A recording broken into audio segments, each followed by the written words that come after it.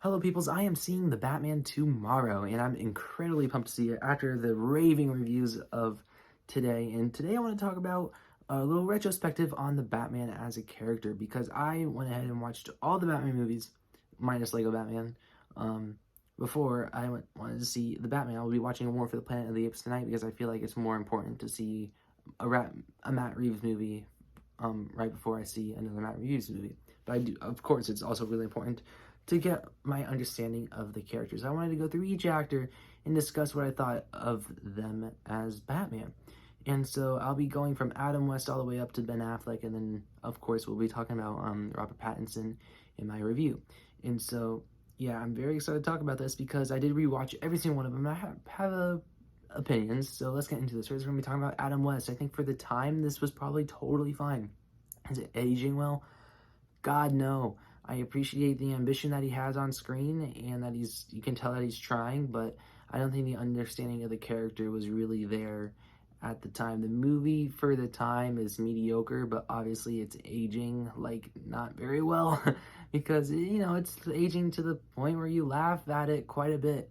Like Robin, pass me the shark repellent. Tons of bits like that throughout the movie, and that you laugh at because it's almost how you feel when you have when you're in the company of a really old person. You're like, oh, look at them, it's cute. They're kind of confused, like and I hate to say that about this movie, and I hope our newer Batman movies don't age like that, but we shall see.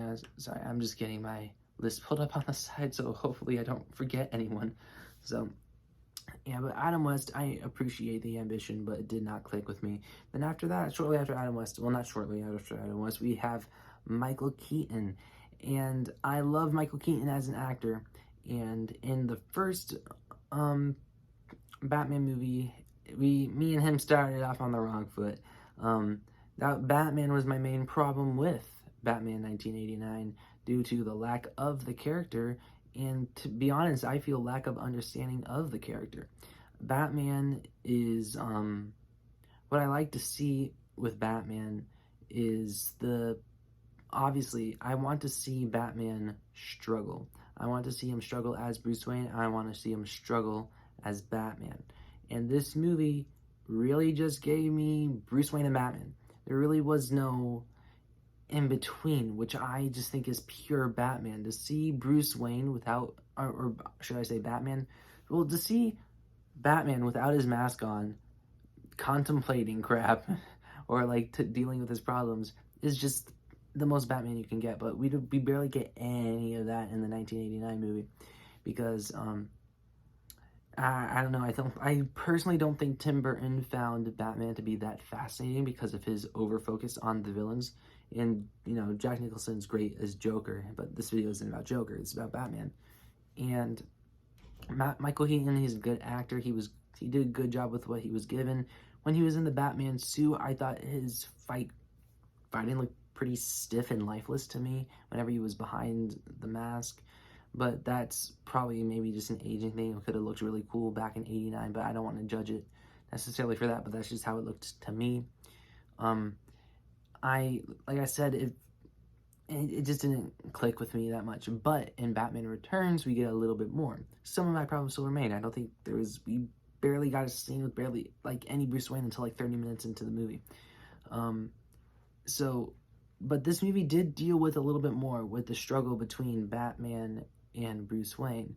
It definitely it helped with that actually quite a bit compared to 1989, and it makes me at the end of the day overall like Michael Keaton as Batman, but I definitely have my flaws with him as the character, but not necessarily the actor. It's mostly how he's written, because this movie I think did a lot. Batman Returns I think did a lot better job of finding that kind of gray area between Batman and Bruce Wayne, and it used that by introducing Catwoman, Selena Kyle, and I think they did a pretty good job with, because Batman and Catwoman kind of fall in love at the same time that Bruce Wayne and Selena Kyle does, and so I thought that was no, I don't think really Catwoman and Batman fell in love until they found out their secret identities, but it definitely created a struggle. In the ballroom scene where Penguin kind of burst in there is one of my favorite scenes in the movie. There's the one of my favorite shots is like you've probably seen it on Twitter at this point if you're on Twitter. It's when he's like taking off like his gloves and you see him like with his head down like that. It's like felt very Batman to me. Obviously, I didn't get as much of it as I wanted in a Batman movie, but it definitely was enough to at least just say it was fixed. So yeah, but unfortunately, after that, the backlash of Batman Returns, they wanted to switch directions and they got Joel Schumacher to direct over Tim Burton. Michael Keaton wasn't in love with what he was seeing with the new Batman, so he left, and so now we have Val Kilmer. Batman Forever is not a movie I like at all. I get it if a kid loves like Batman Forever and Batman and Robin. It's just they're not really good movies, and they know. I feel like the filmmakers knew that, but at the end of the day, I don't like the movies at all. But Val Kilmer as Batman, I feel like could have really worked if they didn't treat it the way that it did. If his first line, if he didn't have ridiculous lines about him getting drive-thrus, his first line of the movie. Because there are scenes in there where you see glimpses of him potentially reaching that darkness, him like getting into the grit of the character, like the darkness in his head, and you see glimpses of it, but it never fully goes there, and also comes off as really jarring and out of place for the movie. So I don't like how this Batman's written at all. I see glimpses. Clearly, I think Michael Keaton's better in the role, but I don't think he was necessarily the problem with this project. And like I don't think Michael Keaton was a big problem. And to be honest, none of these actors are really the problem. It's mostly how they're written. It's just, I'm just saying it so you know which one I'm talking about. But Val Kilmer, whenever he did have the series scenes, I thought it really worked. But like I said, it was out of pace for the movie. It didn't, and Batman as a whole, and Batman Forever just was not good. Then after that, we have Batman and Robin, played by George Clooney. To be completely honest, I rewatched every single Batman movie, and I never turn off movies, like, ever. I always complete them. I always do. I'm a completist. I always sit through all of them. And I've seen this movie before, so I was like, I know I'm getting myself into. Because apparently I didn't know I was getting myself into, because I turned it off about 50 minutes in. I could not sit through this movie. I was dying. I was cringing. It's honestly one of the worst movies I've ever seen. And George Clooney could not save it because he just became a walking product placement Batman toy for kids and stuff. He was just a walking embodiment of everything that doesn't work about modern. Then I know that it's not modern day now, but he's everything that doesn't work about film industry and what studios try to do to it. Next up, thank God, we're getting into good Batmans now. Christian Bale is my favorite definitive Batman. Am I biased? Yes, I grew up on the Nolan trilogy. That's my holy grail trilogy. I love all three of them. And when I was rewatching the three, obviously, when it comes to a depiction of Batman, The Dark Knight's maybe my least favorite. And I love The Dark Knight. It's my favorite comic book movie of all time. It's in my top 10 movies of all time. I adore that movie, and I think they use Batman well in that movie. But when it compares to Batman Begins and Dark Knight Rises, I think they actually get the Bruce Wayne character just a little bit better. Because in Batman Begins really masters the origin of Batman. The first hour of Batman Begins, I just love. Batman Begins is like the first hour of Batman Begins is almost a perfect movie to me, and then you find some problems within the latter half, but they're not. It's still not a bad movie. It's still a great last hour, but it still runs into some problems. While The Dark Knight, it's almost a near perfect movie. It's just we don't get as much Batman character as I would have liked, because we get a lot of particularly Bruce Wayne in The Dark Knight Rises, and I wanted to go out of my way to say that Dark Knight Rises is just an overhated gem.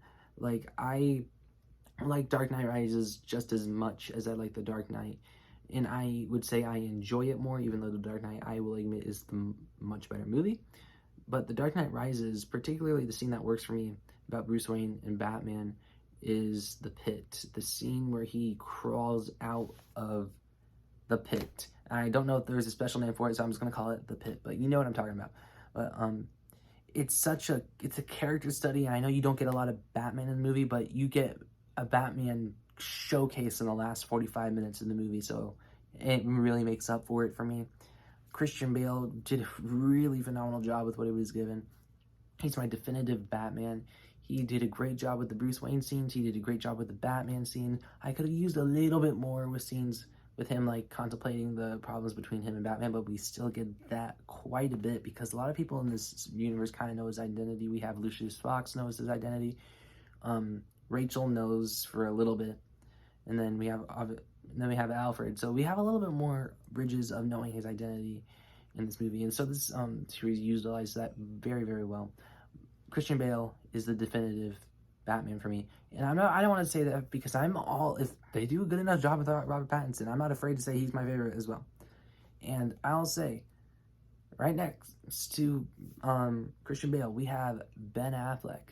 And I 1000% believe if he was given his own movie, he'd be my favorite Batman. Because, Batman versus Superman, we get a split between Batman and Superman. So it's not really a Batman movie, it's not really a Superman movie, it's just like an odd mix.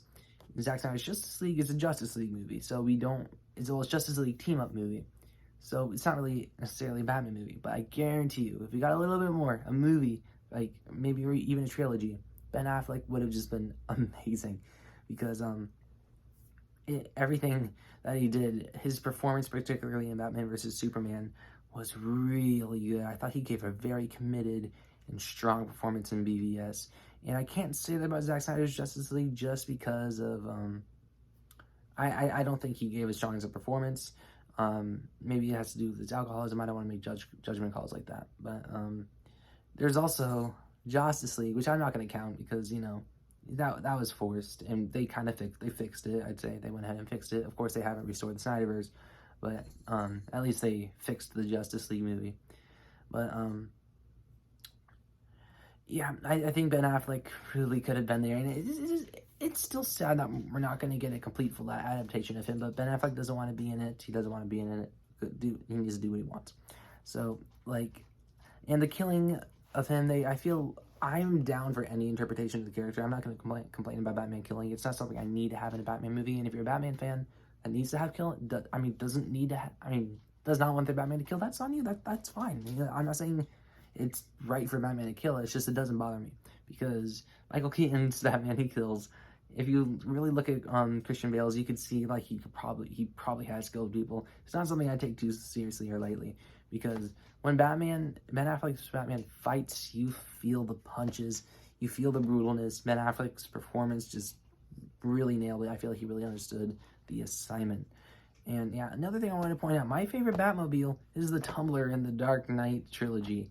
I love that thing. It's the iconic Batmobile. I know people love the 89 one, and I know people love the Ben Affleck one, but I wanted to go out of my way to say the definitive Batmobile to me is the Tumbler. I love that thing. It's so iconic to me. So yeah, those are my analyses of the Batmans. There really isn't one I have a major distaste for. Well, George Clooney is the only one I just really just hate as the character. Everyone else I could at least give them the benefit of the doubt. So yeah, comment down below what your ranking of the Batmen are. I'm gonna go ahead and give you my ranking of them. I know I have them. They're right here. They're right here. Come on. Where are you? The actors ranking. There we go. Obviously, out of the 7 actors, number 7, George Clooney, number 6, Adam West, and 6 actors. Number 7, right, 6 actors, number 7. 6 actors, number 6, George Clooney, number 5, Adam West, number 4, Val Kilmer, number 3, Michael Keaton, 2, Ben Affleck, and 1, Christian Bale. Sorry, I could not get those numbers right.